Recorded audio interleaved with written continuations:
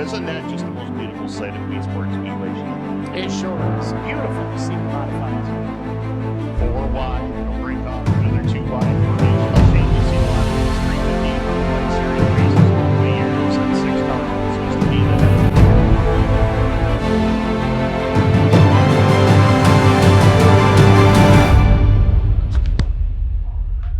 Welcome to Weedsport Speedway. We're here for a 358 series race. This is one of my home tracks. I grew up in the Finger Lakes, and this track was only 40 minutes from my house. We ran here every Sunday. We used to park off of turn 1 down that way. They've more recent years moved the pit area off of turn 4. So a little different vibe, but Al Hankey and the Mohawk Northeast team have completely revamped this place. It is one of the nicest facilities we race at. And I'll give you a little tour of Weedsport Speedway. So something about this track that's unique is both corners are different. Coming into turn 3, it's very wide on the backstretch. There's multiple lanes to be in. You're coming into a lot of banking, and typically there's a pretty good top or bottom or even the middle to enter. But then it gets quite slick through the center of 3 and 4, and then off the exit of 4, there is sometimes if they keep some moisture up here, which right now it's kind of dry, 97 degrees out today, but they'll probably keep watering it. If there's some moisture up here, you can run right out high to get some bite, or else down by the Jersey barriers there'll be a little bit of moisture to grab some bite. These cars, if you put the tire where the moisture is, you're going to go forward. You hit the slick spots where it's dry, you spin, and you don't go anywhere. So next we'll take you down to 1 and 2 and talk about that corner. Okay, so we're down here in turn 1 and 2. This turn 1, typically to me, it gets to be the slickest part of Weedsport. There have been times when it feels like you're coming down in here and it's just going to send you right out into that wall. It's a tight turn 1, and it opens up out of 2 and D's out, and so it kind of funnels down here down this front stretch, gets a little bit narrower, and right now it's squishy and it's got a lot of bite to it. So we're going to be going fast early in the night, but then as the night goes on and the sprint cars polish this off, we're going to be either searching right down next to that Jersey barrier for some leftover bite, or way up top here. There's not going to be a lot left in the middle. So if you do end up sending it in through the middle, it's the turn kind of wants to send you up, and it lets the guy on the bottom get by. Or else if you send up, maybe the guy on the top can come in and cross. But this corner is really technical, and the car balance ends up different. You might be tight on one end of the track and loose on the other end because these corners are so different here at Weedsport. We are on Victory Hill. This is where I hope I end up tonight if we can win the race. Behind me is the Jumbotron. They've got a huge screen with the sponsors rolling through for advertisement, and a whole nother screen even bigger to show replays, really the entire race, plus the lineups and all sorts of information to keep the fans entertained and informed about what's going on, which makes the racing more exciting when you know what it is. Did Dirt do anything to squash it, or? No, they penalized me. They put me to the rear. Yeah, I knew that they put you in the rear. But I didn't know that's if afterwards there was a discussion. No, nothing. And I don't think the problem is if somebody doesn't like bring out a yellow, they don't even notice that stuff. Yeah. The stuff that goes on in the middle of a pack of cars just gets overlooked because nobody flipped. Yeah. You know, there's no huge incident. Yeah. But we don't need it to get to that. What's that? Yeah, not bad. We drew a bad number. Started dead last. 18th to 3rd in the first one, and then I did an invert. We started 5th in the second one and got to 3rd. So the second one I wasn't able to pass as well. Oh, really? But the first one was really racy, and kind of just needed a caution at the end of the first one. The second one, I don't know how I was going to get there, if I was ever going to. Yeah, it's strange. I've never been to the place. I've never really seen how it races or anything. Felix is really good. Was he? And it races. It's a slick track. It's a lot. I mean, it's Right. more oval shaped, Yeah. but slick like here. I was gonna tag you the other day and ask whatever happened to Three Fingers Mordecai Brown. Is he around tonight? Well, last I knew, he was out on tour with a circus. No way. No. Oh yeah. So Depending on what day it is. So I Googled it, and that's an old baseball player. Mordecai Brown. I remember him from way back when. It's the name of like a professional baseball player that lost two of his fingers, and he could throw the ball differently because he only had 3 fingers. Well, Joe Murata made it up, and it was whoever doing the fireworks, and he always just called him Three Fingers Mordecai Brown. It wasn't even a guy, and we all just believed it. We all thought it was. And I'm like, what? He blew his fingers off. What? That guy was my hero. He doesn't even exist. So tonight's show, naturally being a 358 series race, it's going to be a similar schedule like we had at Can-Am the other night. We're going to go out for our hot laps, get a feel for the race car, then come back in and quickly make some adjustments, go back out for time trials, see if we can lay down a fast lap. That's going to position us for heat race. The heat race is then going to transfer a couple of cars, I'm not really sure how many, to the redraw. The rest of the cars are going to start heads up behind the redraw cars in the feature. And then unless you don't finish in a qualifying position, then you would go to a consi or a last chance qualifier, if you will. So that's the qualifying format for tonight. We've been qualifying pretty well, so hopefully that continues. I'd really like to go down here and lay down a really good lap.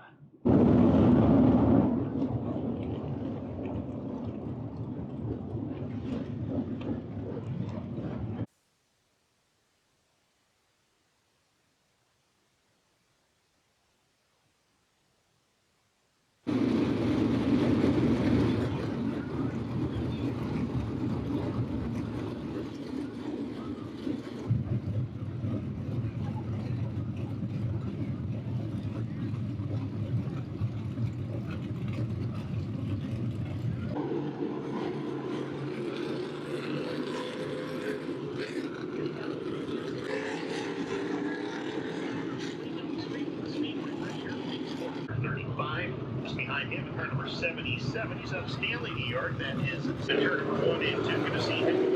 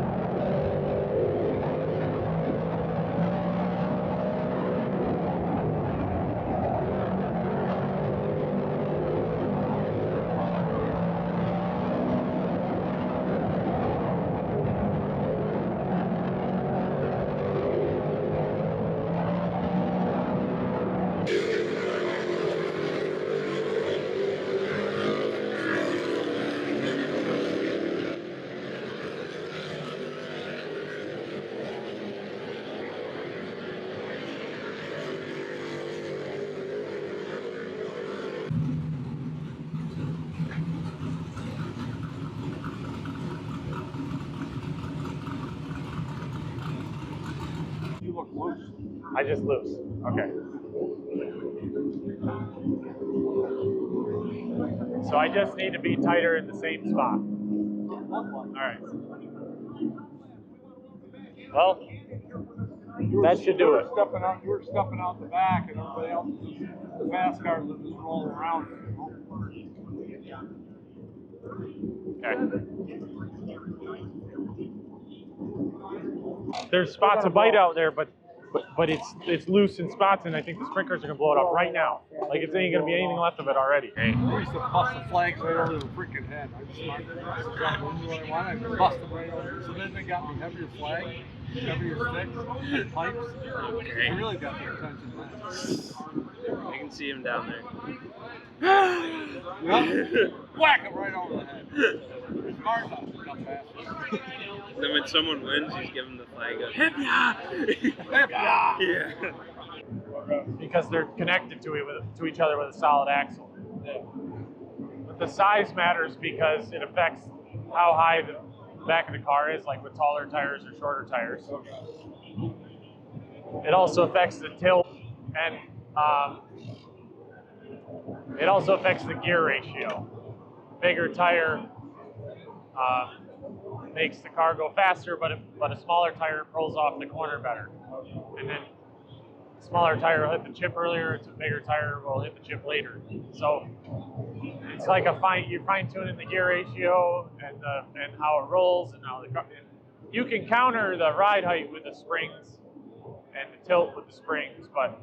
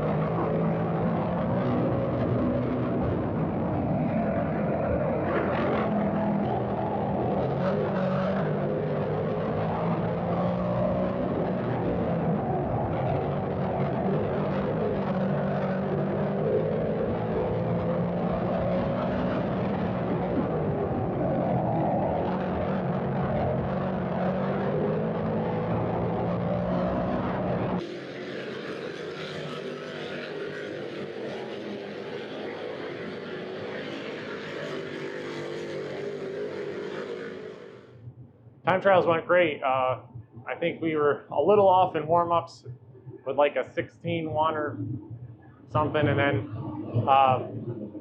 the track got a little slower in time trials, and we still laid down a 16, and the car just stayed where it was. And really happy with that.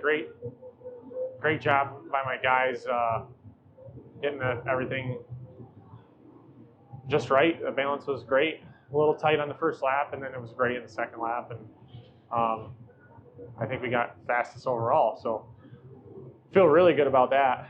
Hopefully we can keep it that way through the night and pick up a victory here. We just got to make the right adjustments for the feature. Next is a heat race. Just try to hang on to the front here and get her qualified. So you went out, pushed like a dump truck, then went to the bottom, did a 3 and a 0. I'm like, holy frick. And, Yeah. you know, hot dogs and 3s, you were way faster, right? Did we get the quickest time of the whole thing, or? I'm gonna guess so. 4, yeah. So we go to group 2. It's a 1. 1. I don't know why it won't stay on best lap. 4. It's a 4, and then. There you go. Sweet, we got it. Yep. Nice. 16. I think the mud was the difference, mostly. So watch the weight through the night. Oh yeah, I'm mic'd up now. I'm Mike. Okay, thanks. Yeah. You got me. Is that leaking? Have you checked it in a while? No, I didn't check it. Okay. Oh. Mike, they used to tell me about the seal it, that seal it thing. It doesn't. So Into the pump. Yeah, it doesn't splash any, Okay. hardly any in there. Because is that how it comes out, that wheat hole in the Yeah. pump? Yeah. It's just splashing in there. Yeah, we used to put them on all the time at Cat. Okay. Seal good job. What's that company? Oh yeah, I know. That makes the breathers. Yeah. What is that company? Canton.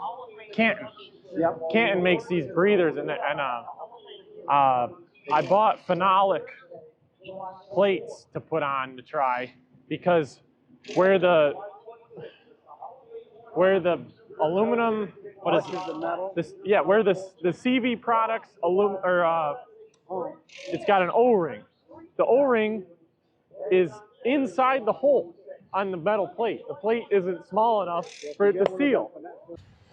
No, I thought we're saving that, right? What's that? Locked on, we're saving that for the future. Yeah, it's tough to say. You think it's like new enough to run in the feature? It's tough. I don't know. I mean, it looks pretty good. Mike. So they're listening to our conversation right now. He's filming it. Yeah, I warned him about Dingle. I said, if you see that guy I'm talking to him, don't get. You're gonna have to bleep out. Yes, yeah. I had to warn him about the mic. he goes, what is that? I go, it's a mic. And he goes, what do you mean? I go, so the conversation that we're having right now, they're listening to it, and he's filming it. Yeah, and he goes, oh. I'm wearing a wire. Yeah, I should have told him that. I'm wearing a wire.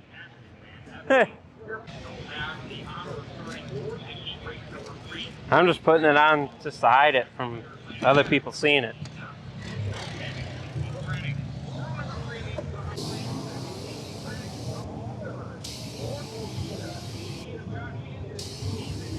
Mike, look at the track. Nope. Tom says it's pretty slick. Okay. Are we ready for pretty slick? Sure. Need this?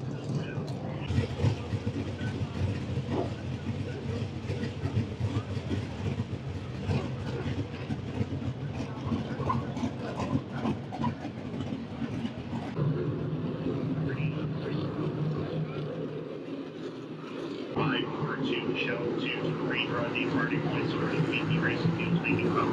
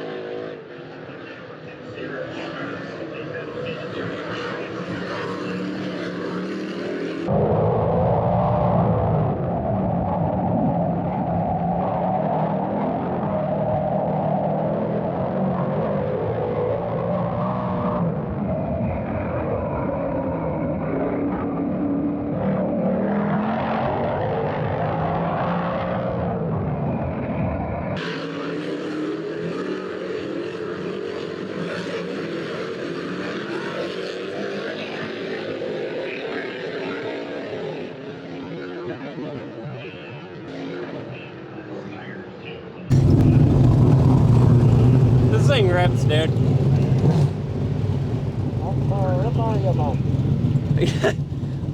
Look at your lap times. And then it got like low on entry.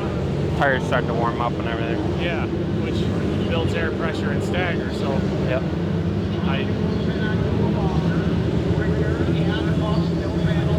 I like to start with it a little tighter. Yep. But all, at the same time, when this track goes slick, you get tight Yeah. in the middle. So right there's enough brown around the bottom that I can just beat him with that. But it's easy when you're on the pole. It's different. Yeah.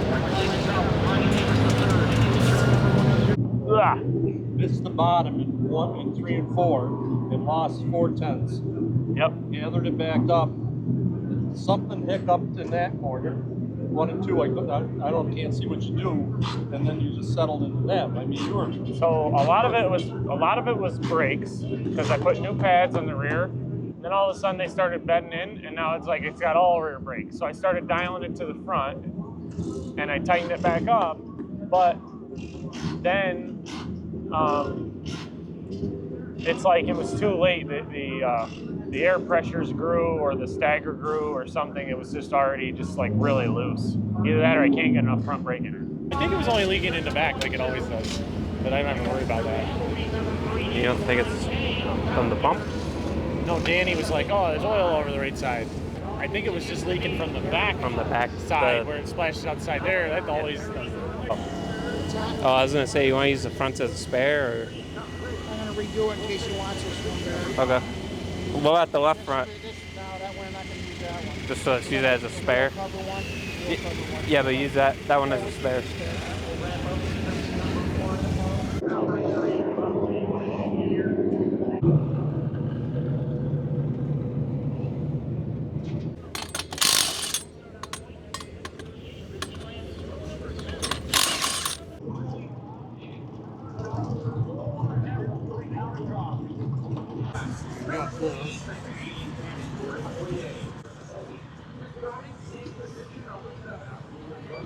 Both.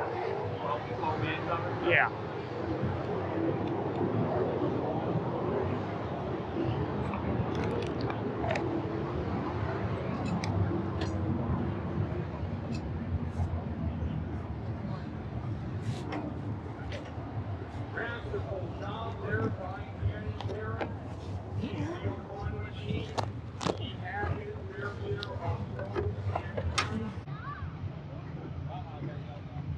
Ladies and gentlemen, if you're not on your feet, please stand up. You know who you want to win. Make them see you. Make them hear you. They've got a chance because they're all in the dance. Here they come, 4 wide with Dirt Car Pride. It's the Dirt Car 358 Modified Series. As we work off of turn number 4, round number 5 of the Dirt Car 358 Modified Series is green at the port. Williamson to the point into turn number 1.